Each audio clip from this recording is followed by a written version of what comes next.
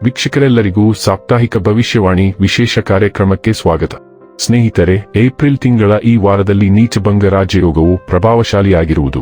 ಈ ವಾರದ ಆರಂಭದಲ್ಲಿ ಬುಧನು ತನ್ನ ನೀಚ ರಾಶಿಯಾದ ಮೀನ ರಾಶಿಯಲ್ಲಿ ಚಲಿಸಲಿದ್ದಾನೆ. ಹಾಗೆ ಈ ವಾರ ಧನ ಯೋಗದ ನಿರ್ಮಾಣವಾಗಲಿದೆ. ಚಂದ್ರ ಮತ್ತು ಮಂಗಳ ಪರಸ್ಪರ ಸಪ್ತಮ ದೃಷ್ಟಿಯಲ್ಲಿ ಚಲಿಸಲಿದೆ.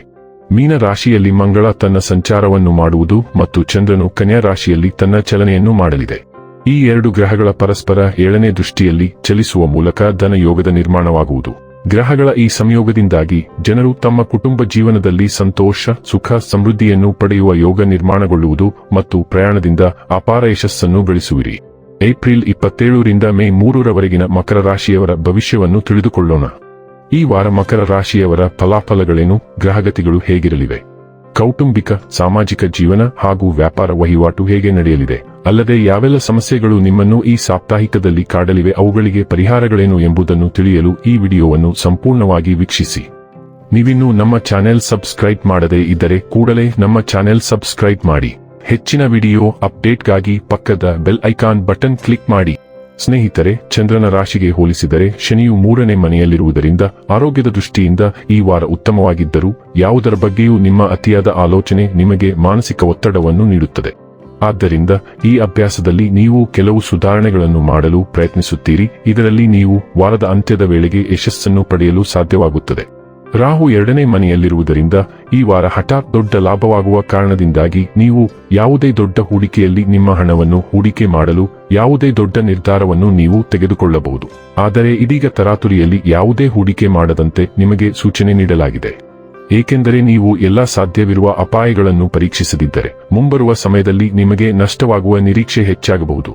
ಕೆಲವು ಜನರಿಗೆ ಕುಟುಂಬದಲ್ಲಿ ಹೊಸ ಅತಿಥಿಯ ಆಗಮನವು ಆಚರಣೆ ಮತ್ತು ಸಂತೋಷದ ಕ್ಷಣಗಳನ್ನು ತರುತ್ತದೆ. ಇದರಿಂದಾಗಿ ಮನೆಯಲ್ಲಿ ಹೊಸ ಭಕ್ಷ್ಯಗಳನ್ನು ಮಾಡಲಾಗುತ್ತದೆ ಮತ್ತು ಬಹಳ ಸಮಯದ ನಂತರ ಇಡೀ ಕುಟುಂಬದೊಂದಿಗೆ ಕುಳಿತು ಸಮಯ ಕಳೆಯಲು ನೀವು ಅವಕಾಶವನ್ನು ಪಡೆಯುತ್ತೀರಿ.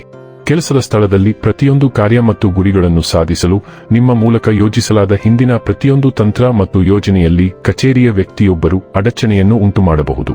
ಇದರಿಂದಾಗಿ ನೀವು ತುಂಬಾ ಸಮಸ್ಯೆಗಳನ್ನು ಎದುರಿಸಬೇಕಾಗಬಹುದು.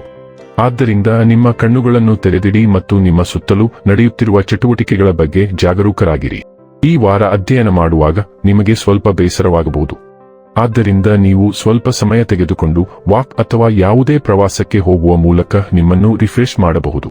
ಆದ್ದರಿಂದ ನೀವು ಸ್ವಲ್ಪ ಸಮಯ ತೆಗೆದುಕೊಳ್ಳುವ ಮೂಲಕ ವಾಕ್ ಅಥವಾ ಟ್ರಿಪ್ಗೆ ಹೋಗುವ ಮೂಲಕ ನಿಮ್ಮನ್ನು ರಿಫ್ರೆಶ್ ಮಾಡಬಹುದು. ಆಡುಗಳ ಮನೆಯಲ್ಲಿ ಮಹತ್ವದ ಕಾರ್ಯಕ್ರಮಗಳು ನಡೆಯುತ್ತವೆ, ಏಕೆಂದರೆ 4ನೇ ಮನೆಯಲ್ಲಿ ಮಂಗಳ ಮತ್ತು ಬುಧ ಗ್ರಹಗಳು ಇರುವುದರಿಂದ ನೀವು ಕುಟುಂಬ ವಿಷಯಗಳಿಗೆ ಹೆಚ್ಚಿನ ಸಮಯ ಮತ್ತು ಹಣವನ್ನು ಖರ್ಚು ಮಾಡುತ್ತೀರಿ. ನೀವು ಮನೆ ಸುಧಾರಣೆ ಯೋಜನೆಗಳು, ದುರಸ್ತಿ, ನವೀಕರಣಕ್ಕಾಗಿ ಯೋಜನೆ ಹಾಕುತ್ತೀರಿ ಅಥವಾ ನಿಮಗೆ ಸ್ಥಳಾಂತರವೂ ಆಗಲಿದೆ. ಜನರು ನಿಮ್ಮ ಮನೆಗೆ ಭೇಟಿ ನೀಡುತ್ತಾರೆ ಅಥವಾ ನೀವು ನಿಮ್ಮ ಕುಟುಂಬ ಅಥವಾ ಸ್ನೇಹಿತರನ್ನು ಭೇಟಿ ಮಾಡಲು ಹೊರಗೆ ಹೋಗುತ್ತೀರಿ. ಈ ಸಂಚಾರದ ಸಮಯದಲ್ಲಿ ಕುಟುಂಬ ಕಾರ್ಯಕ್ರಮಗಳು ಮಹತ್ವದ ಕಾರ್ಯಕ್ರಮಗಳಲ್ಲಿ ಒಂದಾಗಿರುತ್ತವೆ. ಅದೇ ಸಮಯದಲ್ಲಿ 2 ಗ್ರಹಗಳು ಇಲ್ಲಿ ಆರಾಮದಾಯಕವಾಗಿಲ್ಲ, ಆದ್ದರಿಂದ ಮನೆಯೊಳಗೆ ವಾದಗಳಿಗೆ ಅವಕಾಶಗಳಿವೆ ಮತ್ತು ವಯಸ್ಸಾದ ಕುಟುಂಬ ಸದಸ್ಯರು ಕೆಲವು ಕಾಳಜಿಗಳನ್ನು ಹೊಂದಿರುತ್ತಾರೆ. ಅದೇ ಸಮಯದಲ್ಲಿ ಸೂರ್ಯ ವೃಷಭ ರಾಶಿಯ ಮೂಲಕ ಚಲಿಸುತ್ತಿದ್ದಾನೆ ಮತ್ತು ಹುಣ್ಣಿಮೆಯು ವೃಶ್ಚಿಕ ರಾಶಿಯಲ್ಲಿ ಉದಯಿಸುತ್ತಾನೆ. ಇದು ನಿಮ್ಮ ಸೃಜನಶೀಲ ಅಭಿವ್ಯಕ್ತಿ ಮತ್ತು ದೀರ್ಘಾವಧಿಯ ಯೋಜನೆಗಳಿಗೆ ಸಂಬಂಧಿಸಿದಂತೆ ಕೆಲವು ಮಹತ್ವದ ಘಟನೆಗಳನ್ನು ತರುತ್ತದೆ. ನಿಮ್ಮ ಸೃಜನಶೀಲ ಕೌಶಲ್ಯಗಳನ್ನು ಸಾಬೀತುಪಡಿಸಲು ನಿಮಗೆ ಅನೇಕ ಅವಕಾಶಗಳು ಸಿಗುತ್ತವೆ. ಆದ್ದರಿಂದ ನೀವು ಸಂತೋಷವಾಗಿರುತ್ತೀರಿ ಮತ್ತು ಜನರು ನಿಮ್ಮನ್ನು ಗಮನಿಸುತ್ತಾರೆ. ತಂಡದ ಚರ್ಚೆಗಳು ಮತ್ತು ಬುದ್ಧಿಮತ್ತೆ ಅವಧಿಗಳು ಬರಲಿವೆ, ಆದ್ದರಿಂದ ದಯವಿಟ್ಟು ಅದಕ್ಕಾಗಿ ಸಿದ್ಧರಾಗಿರಿ. ನೀವು ಬಹಳ ಸಮಯದಿಂದ ಹೊಸ ತಂಡವನ್ನು ಸೇರಲು ಯೋಜಿಸುತ್ತಿದ್ದೀರಿ ಮತ್ತು ಈ ಹುಣ್ಣಿಮೆ ಆ ಧ್ವನಿಗಳನ್ನು ಕೇಳುತ್ತದೆ ಮತ್ತು ಅದು ಅದಕ್ಕೆ ಕೆಲವು ಅವಕಾಶಗಳನ್ನು ಕಳುಹಿಸುತ್ತದೆ. ಪ್ರೀತಿ ಮತ್ತು ಪ್ರಣಯವು ಈ ವಾರದ ಮತ್ತೊಂದು ಪ್ರಮುಖ ಘಟನೆಯಾಗಿದೆ ಮತ್ತು ನೀವು ಮಕ್ಕಳು ಮತ್ತು ಯುವಕರ ಯೋಗಕ್ಷೇಮಕ್ಕಾಗಿ ಹೆಚ್ಚಿನ ಸಮಯವನ್ನು ಕಳೆಯುತ್ತೀರಿ. ಶುಕ್ರನು 6ನೇ ಮನೆಯ ಮೂಲಕ ಚಲಿಸುತ್ತಿದ್ದಾನೆ. ಅದು ಕೆಲಸದಲ್ಲಿ ಹೊಸ ಯೋಜನೆಗಳು, ಹೊಸ ಸಹೋದ್ಯೋಗಿಗಳು ಅಥವಾ ನಿಮ್ಮ ಕೆಲಸಕ್ಕೆ ಸಂಬಂಧಿಸಿದಂತೆ ಪ್ರಗತಿಪರ ಸ್ವಭಾವದ ಕೆಲವು ಬದಲಾವಣೆಗಳನ್ನು ತೋರಿಸುತ್ತದೆ. ಈ ಯೋಜನೆಗಳು ಮುಖ್ಯವಾಗಿ ಸೃಜನಶೀಲ ವಲಯದಿಂದ ಬರಬಹುದು.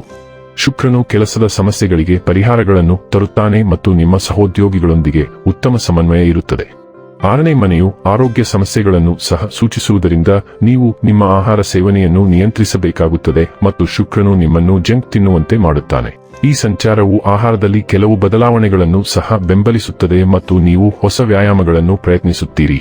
ಇನ್ನು ಕೊನೆಯದಾಗಿ ಮಾಡಿಕೊಳ್ಳಬೇಕಾದ ಉಪಾಯಗಳ ಕುರಿತು ನೋಡುವುದಾದರೆ ಓಂ ಕೇತವೇ ನಮಃ ಎಂದು ಪ್ರತಿದಿನ 16 ಬಾರಿ ಜಪಿಸಿ. ವೀಕ್ಷಕರೇ, ಇದಾಗಿತ್ತು ಮಕರ ರಾಶಿಯ ಜಾತಕದವರ ಏಪ್ರಿಲ್ 27 ರಿಂದ ಮೇ 3 ರವರೆಗಿನ ಫಲದ ಮಾಹಿತಿ ಇಷ್ಟವಾದರೆ ವಿಡಿಯೋವನ್ನು ಲೈಕ್ ಮತ್ತು ಶೇರ್ ಮಾಡಿ. ಹಾಗೆ ಚಾನೆಲ್ ಸಬ್ಸ್ಕ್ರೈಬ್ ಮಾಡುವುದರ ಜೊತೆಗೆ ನಿರಂತರ ವಿಡಿಯೋ ಅಪ್ಡೇಟ್ಸ್ಗಳಿಗಾಗಿ ಪಕ್ಕದ ಬೆಲ್ ಐಕಾನ್ ಕ್ಲಿಕ್ ಮಾಡಿ.